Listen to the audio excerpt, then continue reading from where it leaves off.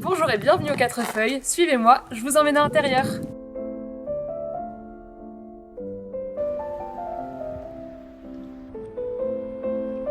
Alors c'est une vieille maison bourgeoise des années 1880 qu'on a rachetée avec mon père pour en faire un gîte. Elle fait environ 200 mètres carrés, répartis sur 4 étages. On a le sous-sol, le rez-de-chaussée, le premier étage, puis les combles. Les travaux de l'extérieur ont déjà commencé avec les artisans qui ont posé tous les échafaudages pour faire le ravalement de la façade. Par contre, l'intérieur, tout est encore dans son jus, donc je vais vous emmener voir ça. Je vous ai pas dit aussi, la maison elle est située à Montournai, en Vendée, pas très loin du Puy du Fou, pour ceux qui connaissent. Alors suivez-moi, il y a un petit peu d'escalade à faire.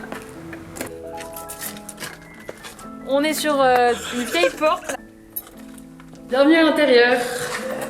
On est au rez-de-chaussée de la maison, qui fait environ 50 mètres carrés. Ici, on est dans le futur salon du gîte. Il y avait anciennement un mur qui se trouvait là, qui séparait le salon du reste du rez-de-chaussée, qu'on a décidé de casser pour agrandir l'espace. Et normalement, ce serait une verrière qui sera mise à cet endroit-là. Il reste encore beaucoup de choses à faire dans cette pièce, notamment l'isolation, les cloisons. Pour le carrelage, on va essayer de conserver celui-ci, qui est très beau et qui donne tout le charme à ces lieux. Tout comme la cheminée. Il y a également des petits renfoncements qu'on va essayer de garder. Et toutes les fenêtres et les ouvertures sont à changer, notamment la porte. Par contre, on va conserver tous les motifs qui sont en ferraille et les repeindre pour la prochaine porte. Tout le carrelage qu'il y a dans l'entrée et dans la future salle à manger cuisine, ça va être des carreaux qu'on va conserver et qui représentent un petit trèfle à 4 feuilles. Et c'est de là qu'est venue l'idée du nom du gîte, le 4 feuilles. Là, vous avez vu le salon. Et juste de l'autre côté du rez-de-chaussée, on aura la future salle à manger et cuisine. Alors là aussi, ça fait environ 20 mètres carrés. On a une porte qui donne accès à l'autre côté du jardin, qui sera ici. Et maintenant, il n'y a plus qu'à imaginer où sera la cuisine. On aura une grande table à manger également, parce que ce gîte devra accueillir environ 12 personnes. À l'origine, il y avait un mur ici parce qu'on avait des WC qu'on a décidé de casser pour agrandir l'espace encore une fois. Ici, on a un très beau manteau de cheminée ancienne que je vais essayer de conserver en le fondant dans le décor de la cuisine. Tout comme ces petits carreaux de faïence que vous voyez là, donc ils devront être enlevés, mais je vais essayer de garder cet esprit-là également dans la cuisine. On a retrouvé également une pierre sur laquelle est gravé Mousseau à la Dusselière, qui serait le constructeur de cette maison. Et en ce moment, je suis en train de faire des recherches là-dessus parce que je trouve ça intéressant de savoir l'origine de la maison et qui y a vécu. On va maintenant descendre au sous-sol. Alors, c'est pas très haut de plafond, il faudra faire attention de ne pas se cogner.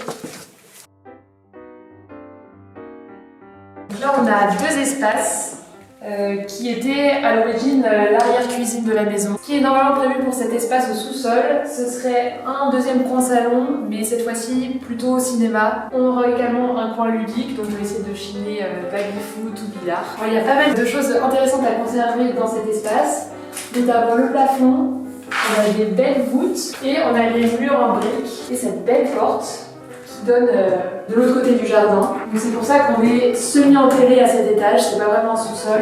On va remonter au premier étage maintenant, c'est parti. On peut voir que les vitres de la maison n'ont pas été très bien conservées. Donc pour le premier étage, on a deux chambres. Là on est dans la première chambre. Et juste au bout du couloir, on a la seconde chambre. Donc ces deux chambres, elles font la même taille, elles sont symétriques. Par contre, on a décidé ici ce sera la salle de bain. Et il y avait anciennement un mur qui se trouvait là, sauf que la salle de bain était vraiment trop petite. Donc on a décidé de casser ce mur pour venir l'agrandir légèrement dans la chambre. Normalement dans cette chambre, ce serait une chambre double, avec un lit double, avec une salle de bain, donc qui sera dans la chambre. On aura un bain là et ici, dans ce placard, normalement un évier, enfin un lavabo, pardon. Donc comme ça, les personnes qui seront dans cette chambre auront leur propre salle de bain. D'ailleurs, j'adore le papier peint qui se trouve à l'intérieur de ce placard. Enfin, de toute façon, il y en a partout dans la maison du papier peint ancien. Ici, on a même une superposition de 3 papiers peints. Donc au premier étage, on a du parquet au sol. Et dans cette chambre-là, on a une belle cheminée et des beaux encadrements de fenêtres qui ont une vue directement sur le jardin. sur la verdure vendéenne et sur les échafaudages. Alors pour la seconde chambre, il suffit de faire quelques pas. Et là l'autre chambre avec tout un tas de papiers peints différents. Attention les yeux. Dans cette chambre, on a également cassé un mur parce qu'elle était divisée en deux. Donc on avait deux petites chambres.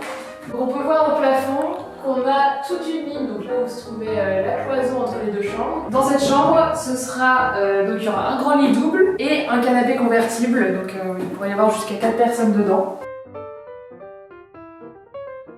Et maintenant je vais vous emmener au deuxième et dernier étage de la maison, les combles. Pour cet étage-là, il y a beaucoup à imaginer, notamment les plafonds, parce que rien n'a été fait encore. On aura, comme au premier étage, deux chambres, de part et d'autre de l'escalier, et au milieu une salle de bain. Dans cette première chambre, ce sera une chambre double, et on n'a qu'une seule ouverture au plafond, donc il n'y a pas beaucoup de luminosité. On va essayer d'en faire une de l'autre côté. Hop. Et dans l'autre chambre, ce sera plutôt un format dortoir, donc avec 4 lits, plutôt une chambre à destination d'enfants, mais ce sera des lits à taille adulte. Hein. Très belle charpente. Ouais. On est bon pour la présentation de l'intérieur, et pour conclure cette vidéo, on va aller de l'autre côté de la maison, parce qu'on a une façade totalement différente. Là on est de l'autre côté de la maison, c'est vraiment style petit château. On a un puits ancien et juste sur votre droite, on a une dépendance, donc une petite grange qu'on réaménagera aussi dans un second temps. Ça, je pourrais vous la présenter plus tard si ça vous intéresse.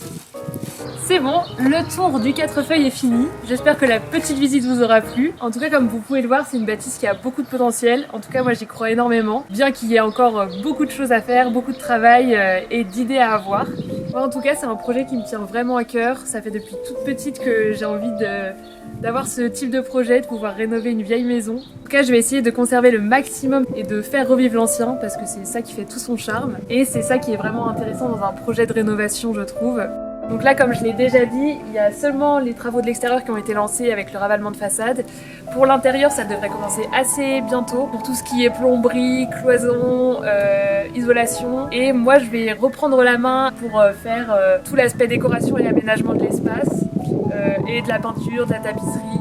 Et là, je vais me régaler. Voilà, j'espère que la vidéo vous aura plu. Vous pouvez suivre mes aventures et l'avancée du projet sur YouTube ou sur Instagram, le 4 feuilles. Et à bientôt!